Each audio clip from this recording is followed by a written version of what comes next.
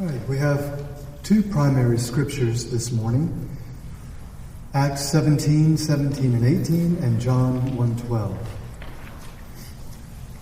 I am sending you, Paul writes, or Luke writes, I am sending you to open their eyes in order to turn them from darkness to light and from the authority of Satan to God, that they may receive forgiveness of sins and an inheritance among those who are sanctified by faith in me.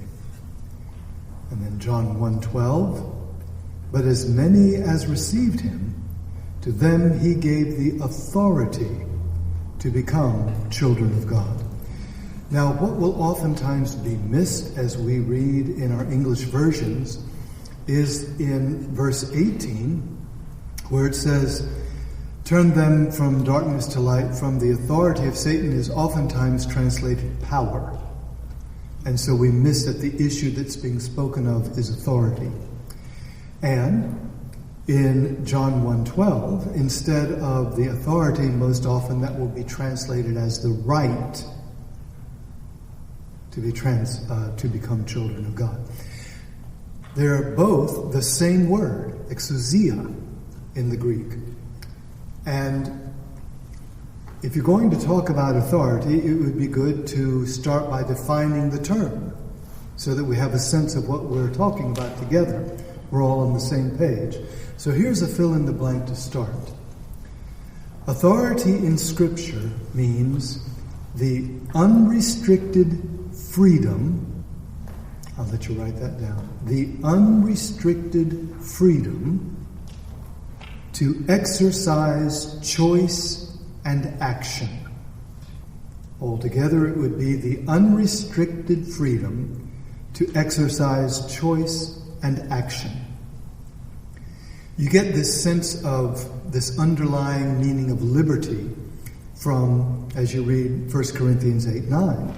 There Paul writes, but beware, lest somehow this liberty of yours become a stumbling block to those who are weak. And the word liberty is once again the word authority, exousia. Your freedom to choose and act may be a stumbling block for people around you, Paul writes. So this idea then of authority came to be applied to the realm over which you freely exercise your choice and action.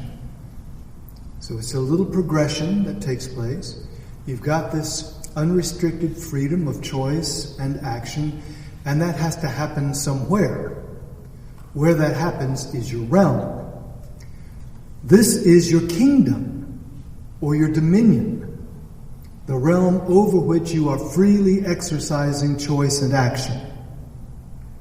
This is what you are shaping in your image. And of course, that simply goes to the definition of what it means to rule. To rule is to shape things in your image. So, any questions or comments now, right at the start, about the meaning of authority? We'll develop this in a bit, but any questions about that now? Okay, then, let's move on to Acts 17:18. He's being sent, what? To open their eyes in order to turn them from darkness to light and from the authority of Satan to God. Now, these two phrases, the from to, I put together in a chart so that you can see them together, and they, as you look at them like this, you see that there is, you see how they fit. So, this question below the chart, using the chart above, how is Satan's realm of authority described in that verse? Darkness.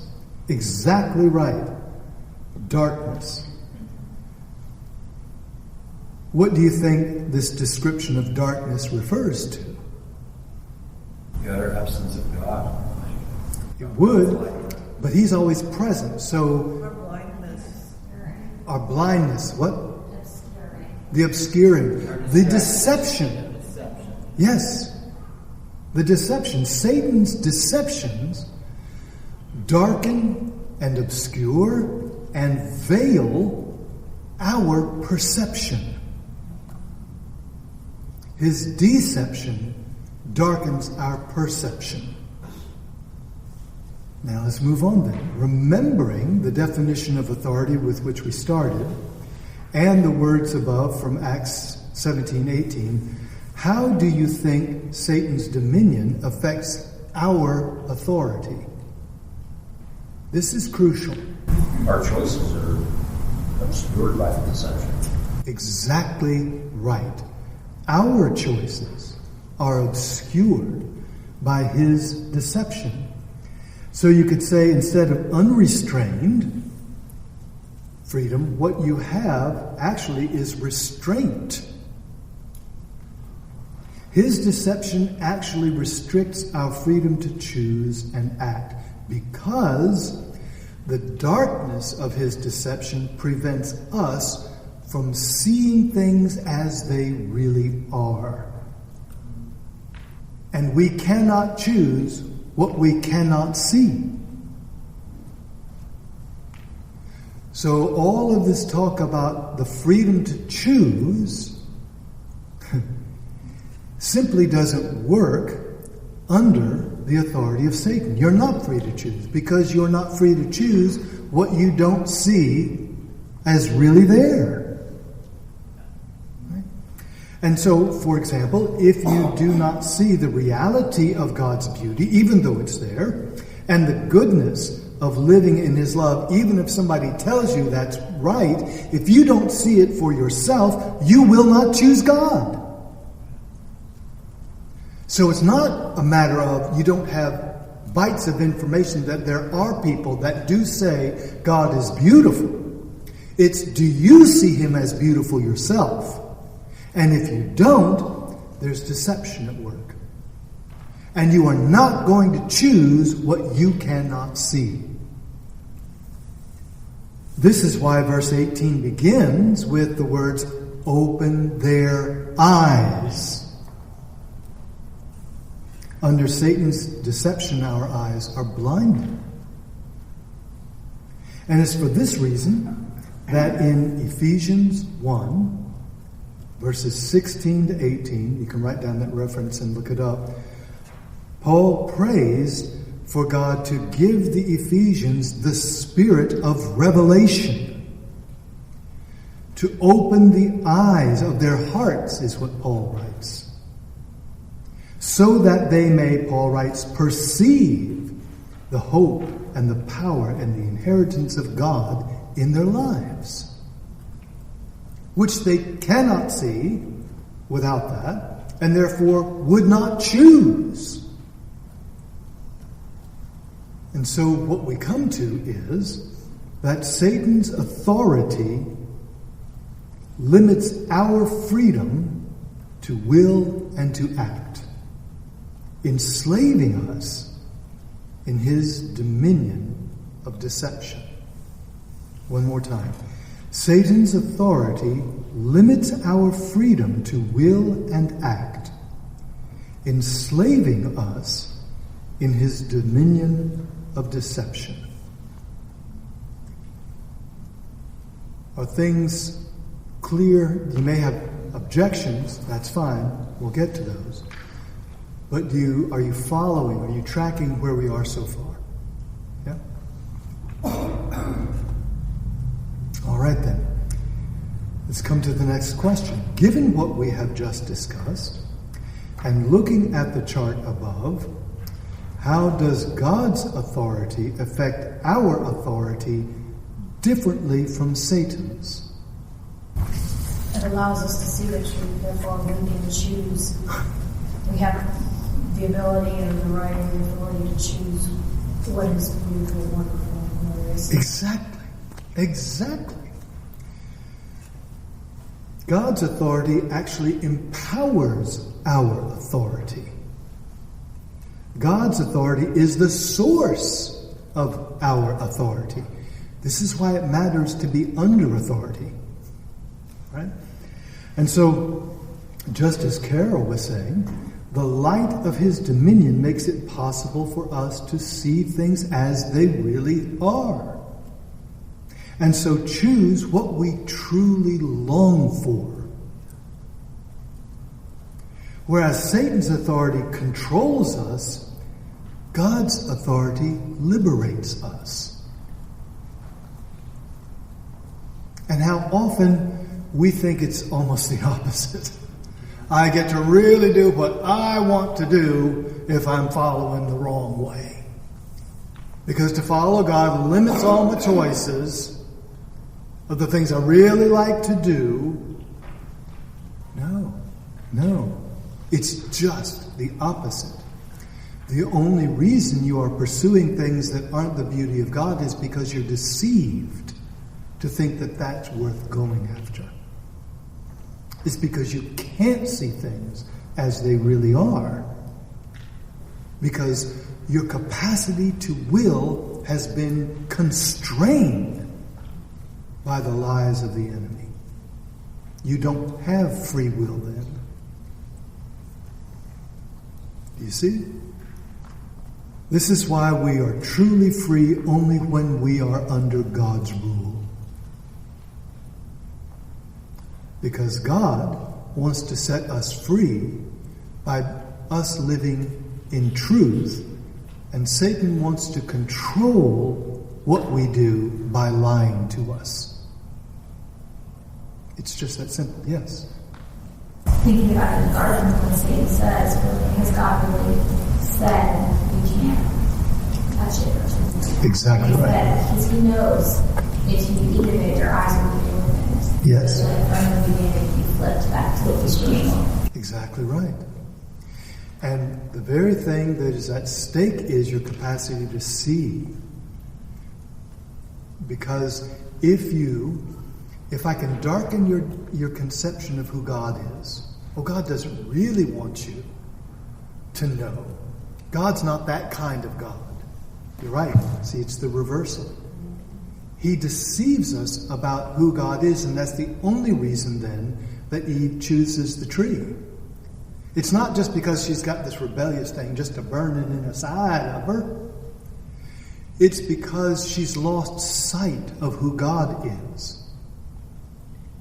And because she's lost sight of who God is, she reaches out to take from the tree of the knowledge of good and evil, because now she has to figure out what's good and what's evil on her own, because she no longer sees that in light of who God is.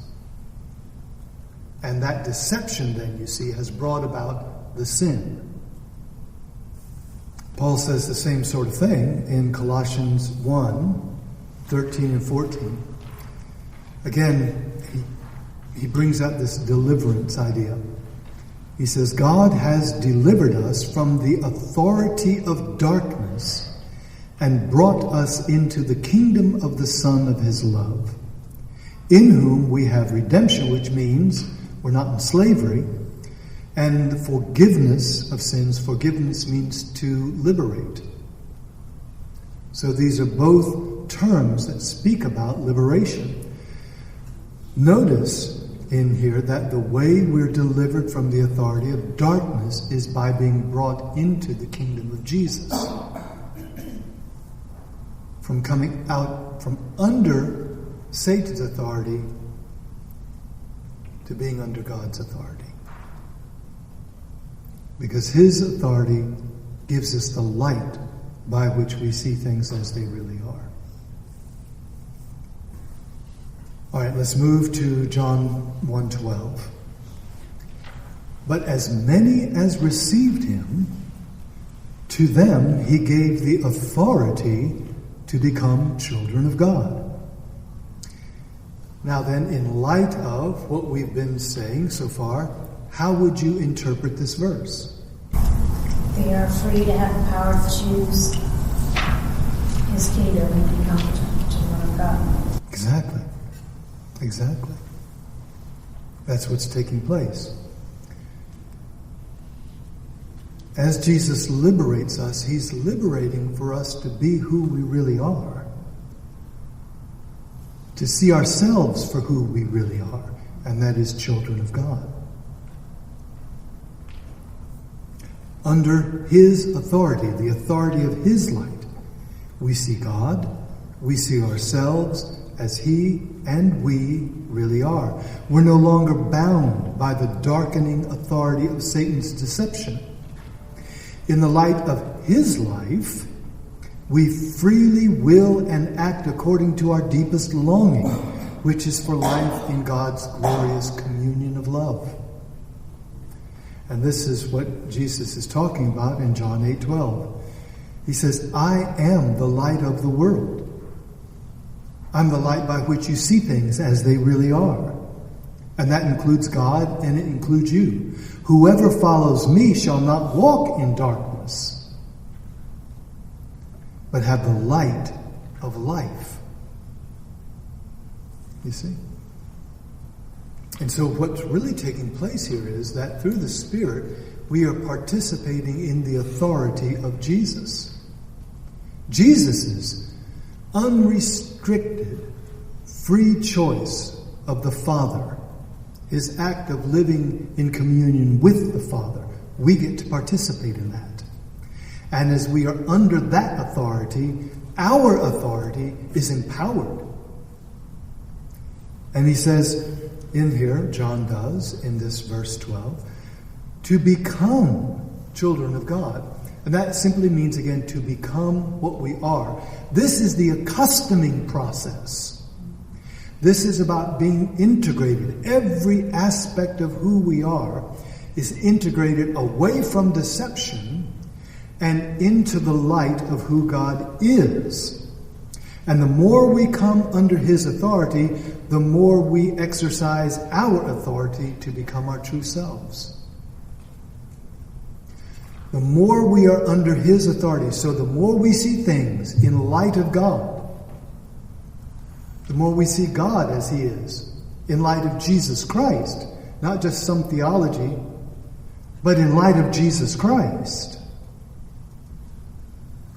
the more then we can become who we are. All right, any questions? Are we all still tracking? All right then. How do our scriptures this morning impact the way that you understand salvation? It's just like you would have said, in order to learn something new, oftentimes you have to unlearn something, right? So many of us have grown up with an orientation that salvation is this transactional, philosophical, or theological thing, and that's just incorrect at an ontological level. And so, just attempting to ditch a lot of that thinking and understand, like salvation is life. Yes, it's life in God as it was intended for us. Yes, exactly right. And our need, is it to not get punished? Is that the need we have? No, then what is the need? Giving this authority stuff. What's the need? To see clearly. To see clearly. To be delivered from the authority of Satan so that we come into the authority of God, which means to be delivered from darkness so that we can see. That's the problem. We do not see things as they really are. And so now, once again, let me remind you of our old buddy Irenaeus. The glory of God is a living human being, and the life of a human being is the vision of God. See, this is how the early church is preaching this. This is how they're understanding this. Because this is what they're receiving from the disciples. From Paul. They aren't born on this side of the Enlightenment, where everything becomes a legal issue. Right? There's something else going on for them. How does today's teaching help you see the importance of being under God's authority. It's really the only way to have a right relationship with God and to fulfill our deepest longings. Yeah. To become who He intended us to be. Exactly. Exactly. Is there a neutral ground? No. Now, you're either seeing life in light of who God is. Was it Psalm 36:9? In thy light shall we see light. You're either seeing life in light of who God is, or you're not. And so this is, again, this accustoming process where the Spirit is accustoming us to live in communion with God is an accustoming away from what is false into what is true. But it's not just true information. We're not Gnostics. It is into the truth of who do we see God to be? What is the primary exercise of the authority Jesus shares with us? Look at John 1:12. At least for me, I would say it is the image of it. Right? In my domain of authority, and it's such a relevant question to think about. In every sphere of authority that you have influence in your family, in your work, in your home, in your community, and it's a big challenge. Like, where am I deceived such that I am exercising authority in conjunction with the enemy's lies versus the life God has intended for me? Yeah. Once you see that, it's hard to unsee it, isn't it? Yes. Is it that we get, it's us being children of God and then living that out? Sure. Exercising our Sure. authority under that. Sure. And that's you see the connection with both of those answers. To be a child of God is to image Him. The difficulty that we have, you see, is that, we've always been human. When you get, some of you all have been sick, and when you got that virus, did you then have a virus nature? No. Your humanity had a virus. We don't have a sin nature. We've always been human. To be human is to be in the image of God. What we lacked was the likeness to God. And so our way of being human had to be rescued. We're always human. What Jesus gives us is the way to be human that matches the what of our being human. And this is why all of this matters. You see, this is why Jesus says in John chapter 8, most assuredly I say to you, the one who commits sin is a slave of sin. You don't commit sin just because you're rebellious. You commit sin because you've been enslaved by deception. You don't see things as they really are. If you did, you'd see how beautiful God is, and you would see your sin as, that doesn't even register. Rebellion comes from being deceived. Rebellion doesn't cause deception.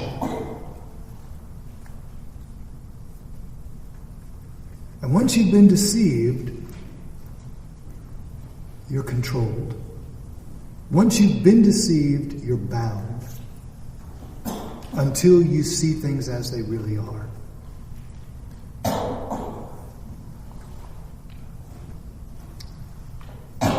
This certainly ought to affect how we deal with people who don't see life as it is. When Jesus comes to humanity that does not see things as they are, He doesn't explode on them. He doesn't devalue them. He doesn't call in all of His angels to wipe them out. He doesn't try to exercise any power over them. And it's because he knows they just don't see things. They're doing evil. To be controlled in this way is wickedness itself. But they're not doing it because they see things and it's, I don't like the way God really looks, so I'm going to do this. Nobody does that. The only reason anyone chooses against God is because they don't see him as he is. And that's not even their fault. And so we need to stop acting like, well, they have a choice. They could just choose. Well, you cannot choose what you do not see. So we've got to move out of this pagan conception of how choice works, about how God works, and reclaim the gospel that we've been given. And with that, I close. Are there any questions or follow-up comments? I've read about early scientists who battled with this idea. I mean, it's so much like the world is so steeped in materialist thinking, that it's like, okay, it's pure science. God is out of the picture. Right. And so you'll have these scientists that come to the conclusion, personally, there's order here. But I can't state that in my final statement. And this is just an example of how humanity is restrained. Instead of seeing this choice, this idea that, I have now the choice to make this. I have the will and freedom to choose something else than God. It's it's actually restraint. Yes. And that society and culture should be organized the way it is, that if you were to choose God, we would not only oppose you, we would shame you, we would take away your living from you, and all of that sort of thing. It's not a mistake. You would not be known. That's satanic. Yes. So you said something earlier, and it was probably a lie. it said it was coming up for me, and so you said they can't choose what they don't see. Yes. And something about just having the right information. Yes. Doesn't actually allow you to see. So we tend to instruct. Well, I told you what that is. Yes. Why don't you see it? And it doesn't really come. Exactly. And that's kind of reinforcing that. Yes. Very much. Very much. Knowledge of God is not a grouping of information bytes. Knowledge of God is seeing him as he is and relating to him that way. Which is why making sure you win the argument over proving that God exists doesn't really do anything. Doesn't do anything. They have knowledge, but they don't. It doesn't do anything. No. Because winning the argument doesn't allow them to see how beautiful God is. You need to see that yourself. And that's when you trust God. We try to make too many things, as I mentioned, we try to make too many things about willpower instead of trust. And those aren't the same thing. We will do things because we trust that we will not do because of willpower. And we trust because we have some glimpse that that's where trust belongs. We see something for ourselves. However muddled it may be in the beginning, there's some beauty, there's some goodness that we say, no, I'm trusting that. Yeah. Anyone else? I think you were going to say something, Diane. It's just so clear that this is where legalism comes from. Yes. Yes. It's like, as you were saying, you might sit there and read the Bible every day, but if you don't know what it means in that way, then it's just Yes. words and amazing. Yes. Yeah. And I'm thinking too, it feels dangerous to sort of trust what you see instead of sort of your statement of information, because if we see through darkened glasses, we aren't seeing what's true. Right. So that's what makes that. I think that's part of what makes legalism feel attractive. Is Yes. okay, these are correct. Yes. And we can't always trust our experience, right? Right. So, like, I don't know. I feel like sometimes people gravitate out of a desire to follow what is true and right, not to beat someone over the head with it, but just truly because it's scary to discern what's true and right from what you see. Yeah. We've been taught that facts equal truth, and that's the problem. Facts are just facts. What do they mean? Well, now you're talking about something else altogether. Yeah. All right, in just a few moments, we're going to be celebrating and thanking the Lord that we share in the life of Jesus. We share in the life of Jesus, and that means we share in His authority. That He is, as we are able, He is giving us more and more light by which we may become who we really are. Yeah. So reflect on that for just a moment, and then come and take from the bread and the cup.